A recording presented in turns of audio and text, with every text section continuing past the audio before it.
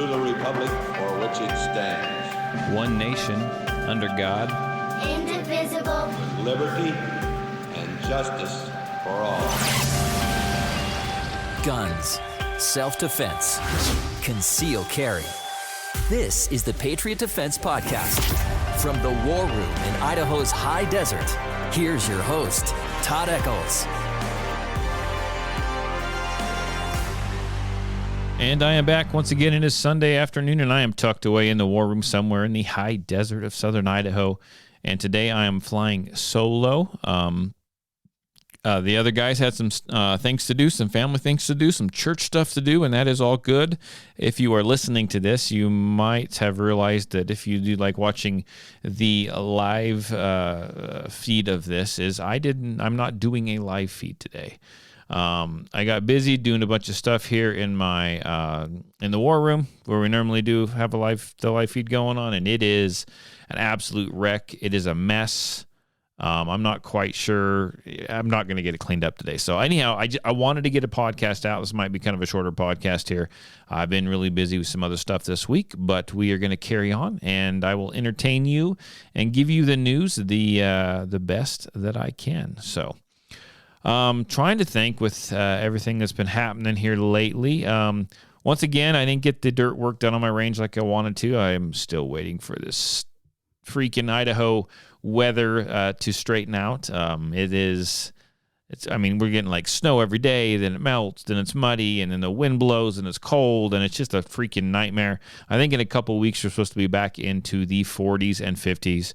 So fingers crossed I can move forward and get the dirt in there. The problem is I don't want to bring a bunch of dirt in and have the rest of my range be, wet or mucky. And I mean, there's gravel on the ground, but I mean, I don't need to be tearing it up. I need to tear it up very little, or as little as I possibly can. So I've got a little while till spring hits. So we're just kind of taking it week by week. We'll get her figured out one of these days.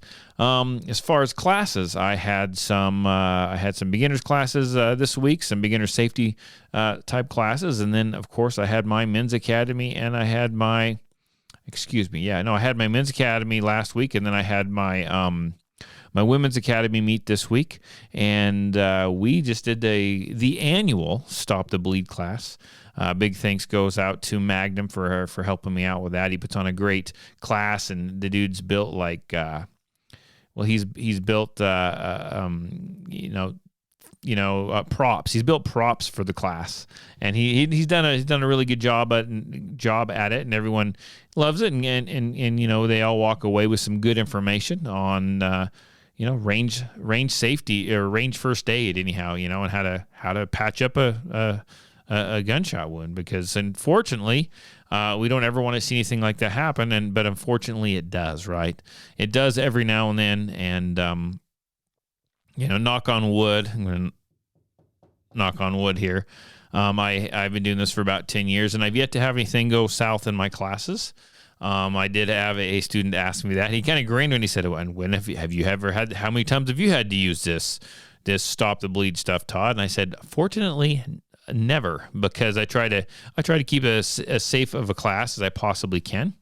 And you can only do what you can do, but we try to be safe. We try to keep everyone safe, students safe. We obey the safety rules, and that's kind of the way that it goes. And so we hope we can continue with that trend.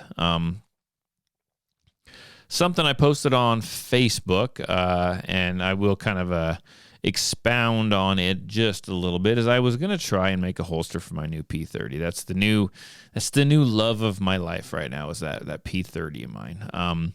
Great firearm, and been shooting it a little bit and still enjoying it, but I need to find a holster for it. And I was like, man, I can go and I can buy a 60, 70, 80. I've actually spent up to $200 on a holster before, but I can go and I can spend that kind of money on a holster. But here I have this $200 holster for my VP9, and why can't, I've got all the equipment. A few years back, I bought all the equipment to make holsters, and I'll be honest with you, it was a little more challenging than I thought it was. Not that I thought it would be easy, but there's kind of a learning curve, and I have not put the time toward it, dedicated myself to sit down and really learn how to make these holsters. And so I'm kind of trial by error, and I haven't, sold any yet, but and I'm a long ways from that, if I ever even get to that point. Right now, I'm just trying to outfit my guns. Now, I've made a couple little holsters for some guns that I take running, and they work. They're not perfect, but they work. And so I thought I would take this $200 holster that I bought for my VP9, and I would try to replicate it the best that I could. Now, as I tried to replicate it, I realized that I'm not going to really replicate it at all.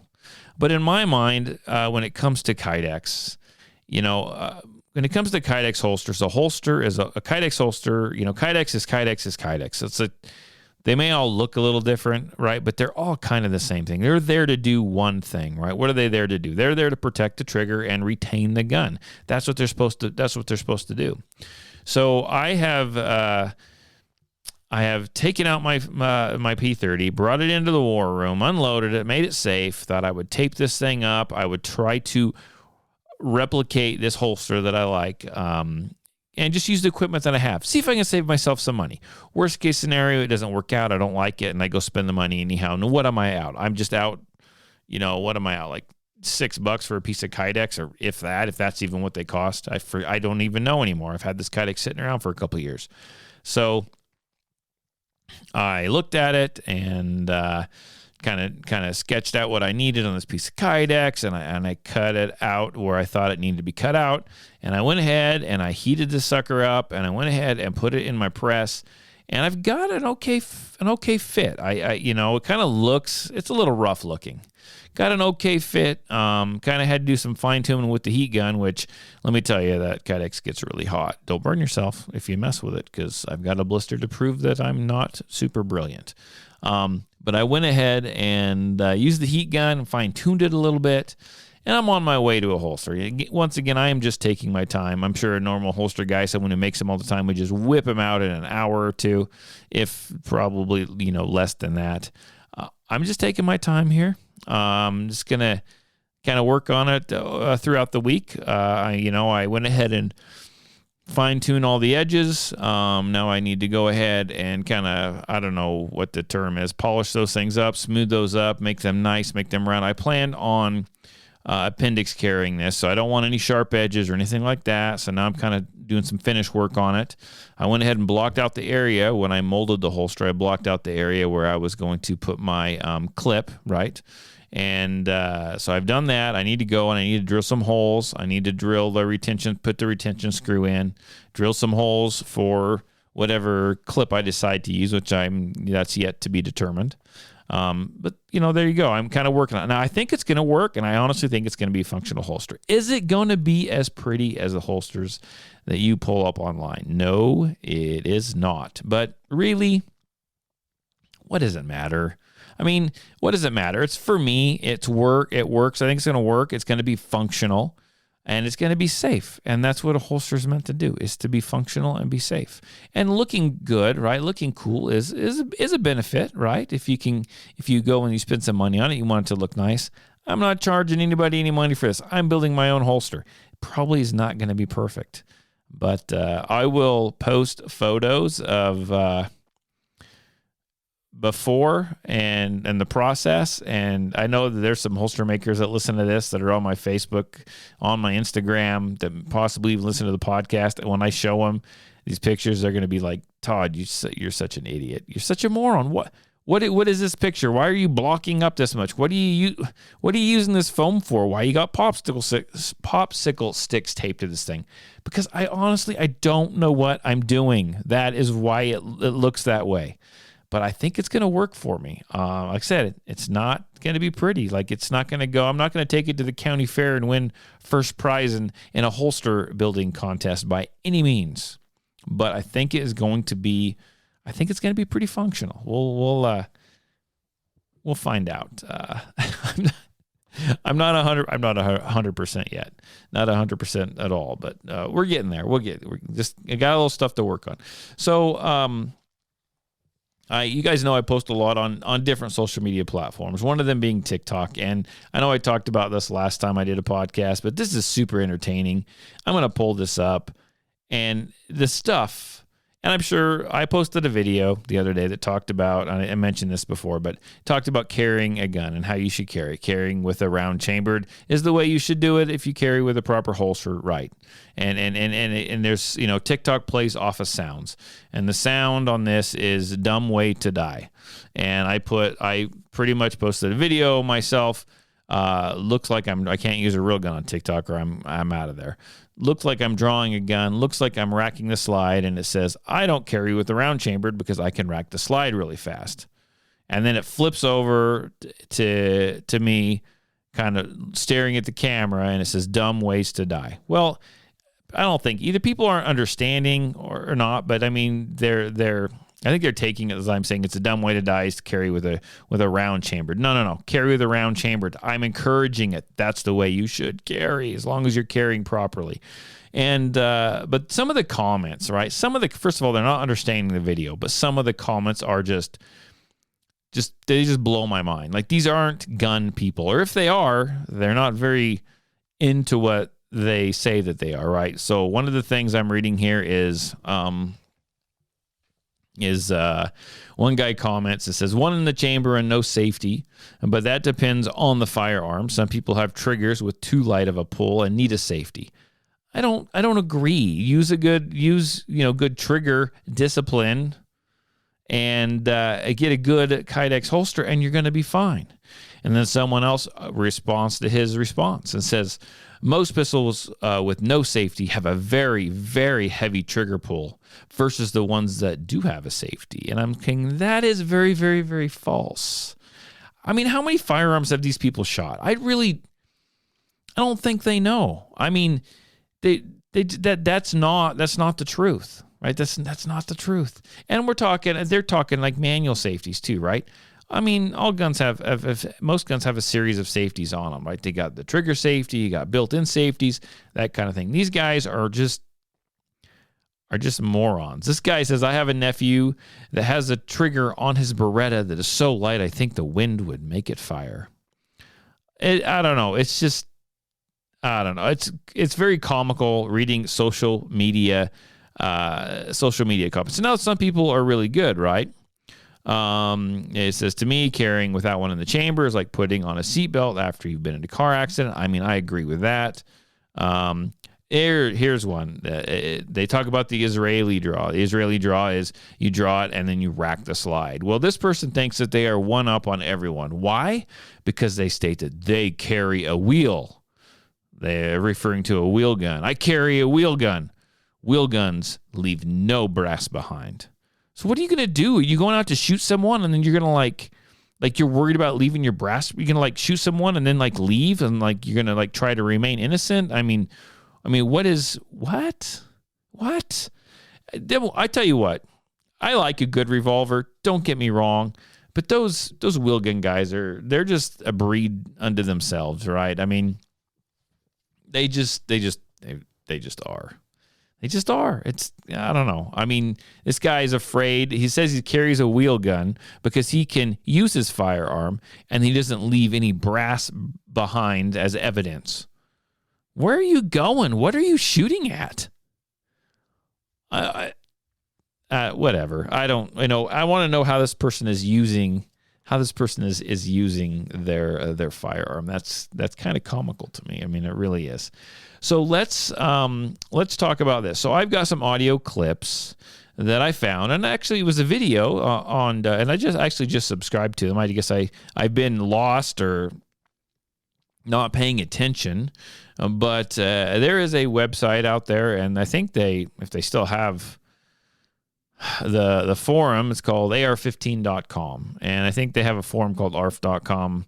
I could be wrong, but anyhow, they actually do a firearms Second Amendment news update on YouTube, and I'm sure they've been doing it for quite a while, and I'm just missing out, right? But I stumbled across them a couple days ago, and I was listening to some of their stuff. And so this is where these next two audio clips come from, because they make some good points. And I'm going to go ahead and play them, and then I will expound upon them. Here you go. Hey, did y'all hear about Donald Trump promising to start caring about gun rights if he gets reelected? Seventh, I will protect the right of self-defense everywhere it is under siege, and I will sign concealed carry reciprocity. I don't know, he seems kinda sincere, because he was such a vocal advocate for gun rights in his first term. I can change, I can change. Other key parts for his plan to end crime and restore law and order are to strengthen qualified immunity and require local LE agencies to implement stop and frisk policies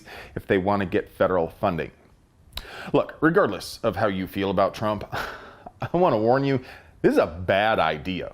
What's a bad idea? We don't need the federal government dictating what the conditions should be to get a state permit. If Trump, or any other president for that matter, had actually been interested in gun rights, he could have directed his attorney general to file a lawsuit against every single state which refuses to honor out-of-state permits on full faith and credit grounds in the U.S. Constitution.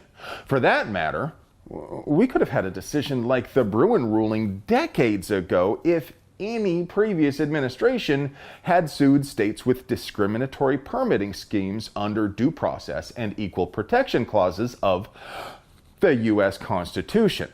And no man should have to genuflect before the altar of the state for permission to defend his own life.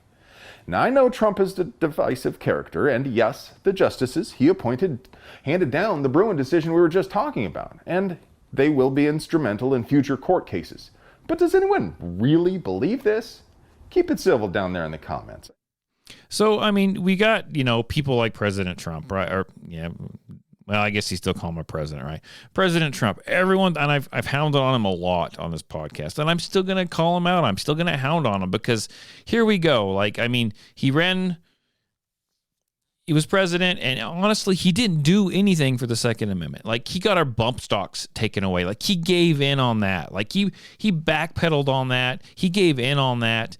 And we've talked about different media, clips and hot mics and all kinds of stuff with him where he has said stuff. People have pointed it out, and he has said stuff that is very anti-gun, very anti-Second Amendment, right? But God, everyone thinks he's some kind of God, right? Everyone thinks Trump is God. Now, was Trump better than the guy we got in office? Well, heck yeah, he is, right? But he's still, really, do you vote for him? He's better than Biden, but do you vote for him if he doesn't stand for what you believe in? And I agree. Granted, I guess, there's a lot of people that aren't just, one issue voters. And I get that. I understand that. There's lots of issues. I know I look at that as well. But Trump is not a Second Amendment guy. He's really not. We saw him not do anything. And now he's, reading the wind, right? He's trying to figure out which way the wind is blowing. And now he's coming saying that if I run again, I'm going to do this, and I'm going to do that, and I'm going to allow this. I look at him as just any other politician. I know that's going to have some people raise their hackles, but he's just like any other politician. And this is a big topic of conversation with me and my friends lately. And one that we actually I talked about on my radio show that I do on Fridays the other day is politicians, man. They'll promise you freaking everything, right? And then they don't give you what they said that they would. They turn. All of a sudden, they're voting against things that they said they would vote for. And I struggle really hard with politicians just because of this. Even people I know, even friends of mine, I have a really hard time because they will say one thing and then they do something completely different. And it's just really hard to know who to vote for. Versus, well, we need to get someone in there. We need to get someone in there and bring them up from grassroots and find them. And I've said this too, right? We need to find them. We need to stand behind them. We need to stand with them. We need to get them into office. We need to support them. It's really hard to support them when they get in and all of a sudden they change. We need to find someone who is true to what they say, and they will do what they say. And then we can stand behind them and not turn us down or sell us out.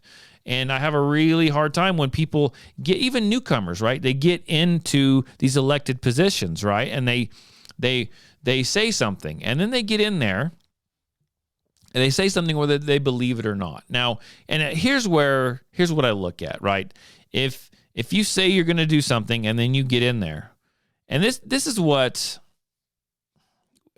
how do I put this without, I mean, because I'm going to sound slightly confused because honestly, I think I am. I think I am confused. So you've got a politician that gets in there and she says, the politicians say that, hey, we work for the people. We work for the people. People, voters, you are my boss. I'm going to do exactly what you tell me to do, right? And then they don't. They do whatever it is that they want to do. That's what kills me. That's what kills me. They do whatever it is they want to do. Whether it's good or bad, they should be what? They're working for the voters. They're working for the citizens of the state, the citizens of the county, the citizens of the city. And they need to do what they're told to do. They honestly do. And then you can, this is taking it a step too far, but you can look at someone who says, well, I said I was going to do this, but now the people calling me, I want to do this. God in my brain is telling me to go do this one thing. But if all my voters, all my constituents, all the people that voted me is telling me to do this, it goes against what I believe in, what am I going to do? Who am I going to follow? What am I going to do? What do you do, man? I don't know. I don't know what to do. I will say this. I think, at least, especially here in Idaho, and I think with a lot of other areas, right? I think there is a big problem with people just going and they're voting on the party, right? They're voting for an R. They're voting for a D. I mean, come on, really? It's broke, man. It's broke. It's time to fix it. None of these Republicans are actually Republicans anymore. They're just not. They're not. They're not Republican. They're not conservative. And the Democrats are just as bad, right? We need to pick someone. Honest God, this is going to be my political, well, they're all political episodes. Let's not lie. This is going to be my political episode, man. We need to look outside that. We need to look outside the R. We need to look outside the D. We need to find someone. We need a third party. Honest to God, we need a third party. I can't trust Republicans. Republicans right now are no better than freaking Democrats. They're no better than Democrats. They are Democrats. They're doing whatever they want to do. Whoever pays them the most money, they're a freaking politician.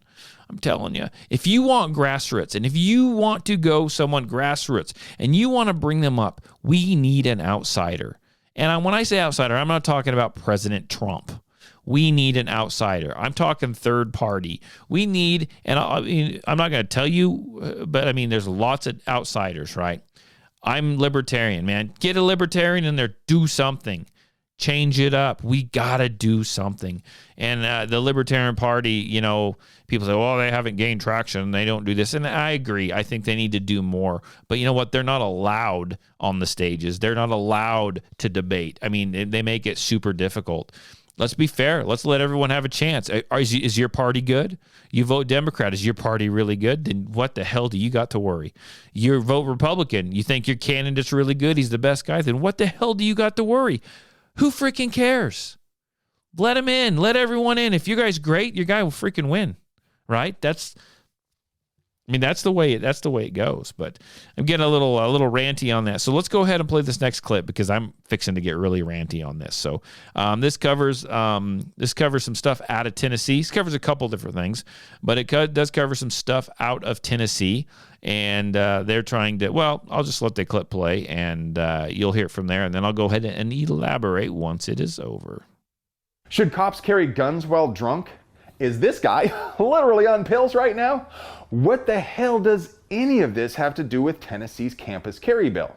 I'm not sure if I can really give you a satisfying answer to any of those questions. Well, maybe one of them.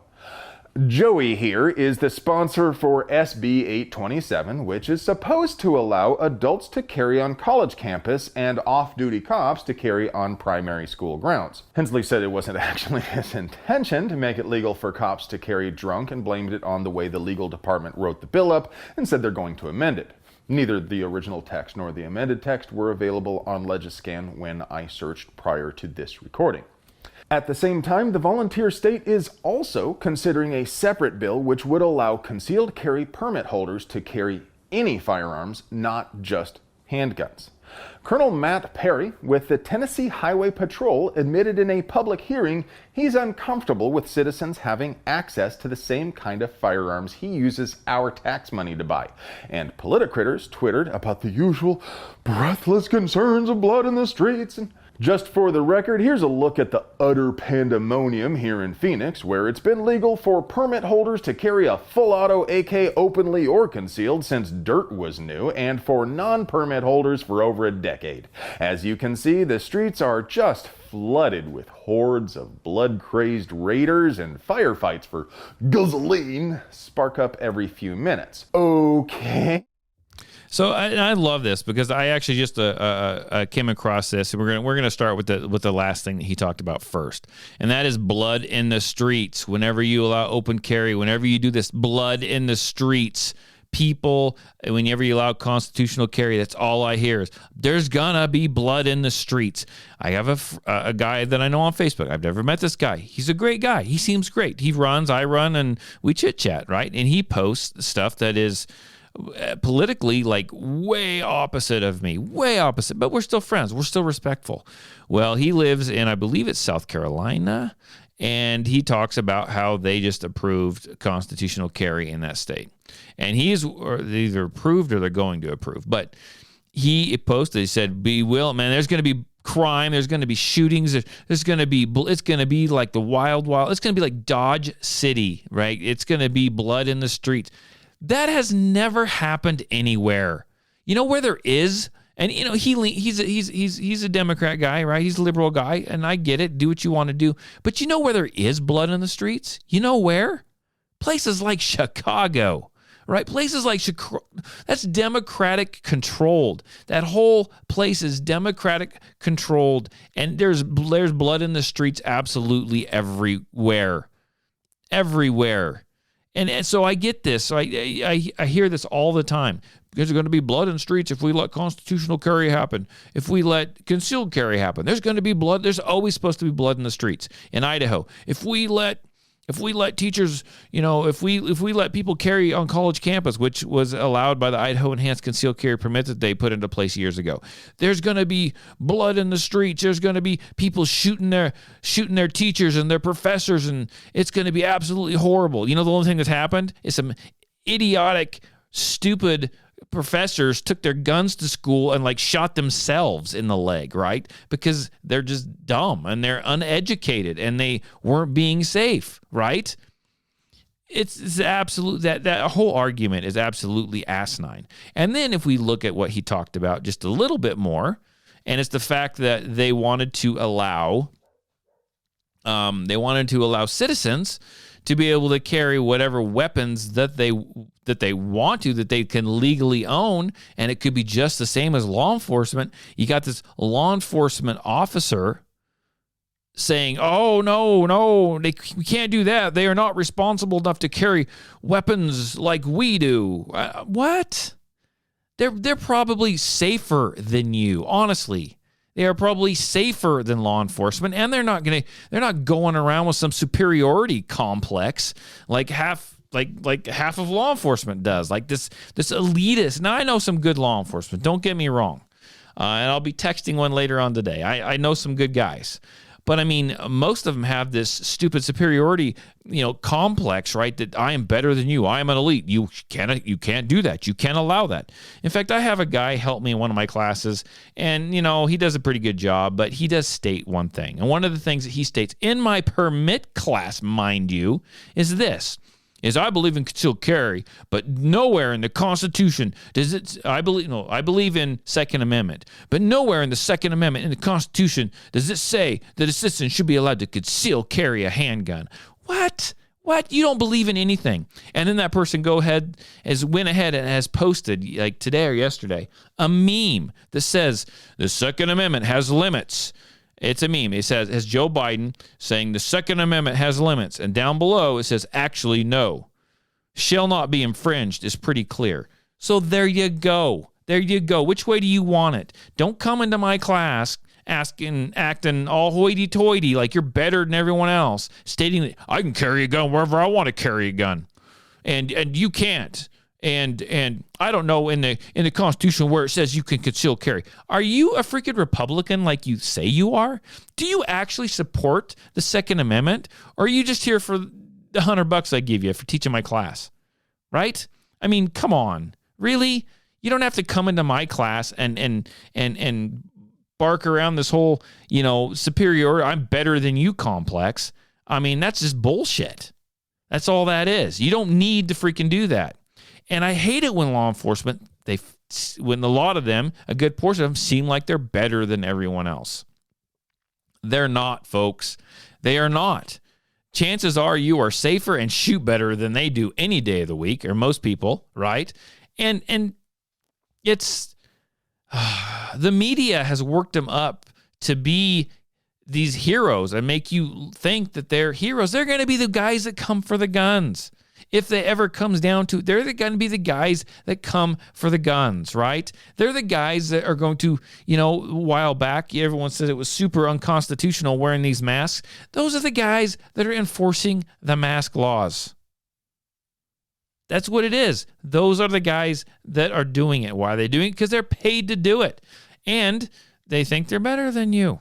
I mean, and I know that's kind of harsh. And I mean, I fight this all the time. I really do. I fight this because me speaking out and criticizing, right, certain military and certain law enforcement, that's not necessarily good for my business, I don't think. And I run a fine line of having this get to people and irritating the wrong people and having parts of my class as parts of my business be like shut down because I can't get anyone to help me with it because you know what? We do have concealed carry permit, an enhanced concealed carry permit class, and I can teach it. But guess what? The state still has their thumb on me because I have to have law enforcement teach part of it. And then I am under their thumb of when to schedule it, when to do this, when to do that. Are they going to show up? And it's a struggle. The state is still costing me money, man. And they are controlling my business. And that's irritating to me. And then the fact that not only do they do that and they're required, but they come teach my class, and to my class, they walk in like they own the place. They walk in like they are superior to everyone in that class. Everybody in that class. And I tell you what, man, it's like check your ego at the freaking door, right? Don't come, you come in here and you just, I don't know. Anyhow, I'm going to back off that right now because I probably should at this point. You guys kind of, I get a little worked up, and it's freaking frustrating because I feel like I can't be taught. I can't speak how I want to speak, right? And I probably say way too much a lot of the time, and I'm surprised it hasn't come back and bit me yet because it will. But I am not going to kowtow to I don't even know if that's the right word, but I'm not going to sit here and just like, lip service, right? Do your job and do it well, and help me out when I pay you to do so, and I do appreciate the help. And you can check your I am better than you elitist attitude at the door when you walk into my class. Just teach me what I need, right? Teach the class what. And I've have a number of guys come in and are that teach that portion of the class. Number of law enforcement, and some they all do a good job, right? They get the information across. But some are better than others, or some are better than others. I'm just going to leave it at that. Some are better than others. And if you've ever taken my class, I'm sure you can pick up on exactly kind of what I'm talking about. And man, I just sit there, and when I hear that, when they're teaching, I just cringe. Because it's just like, don't do that. Don't say that. We don't need that here. We just don't need that here. But okay, guys, I'm going to go ahead and take off. I have got to get some stuff done, and it's getting dark. I got to bring up some firewood. If the wife gets cold, I am going to get in trouble. So I got to get some chores done. And quick heads up, we will be back to live next weekend, hopefully. And I am doing 2 podcasts still. I've been doing one on Wednesdays and one on Sunday. I think the one on Wednesdays, actually, I'm going to quit releasing to the general public. I think it's going to go straight to, that one's going to go to Patreon. So if you have got used to that, if you like hearing that, go check out Patreon. The details of how to join and become a Patreon member are in the show notes. It's $5 a month, and you're going to get an extra podcast out of the deal. I thought I could do a lot more podcasts, but that just ain't happening, right? It's not happening. And as the weather gets nicer, I'm only going to get busier and busier. So we are going to just do it this way. I got to divide my time. So the Wednesday podcast is going to go straight to Patreon.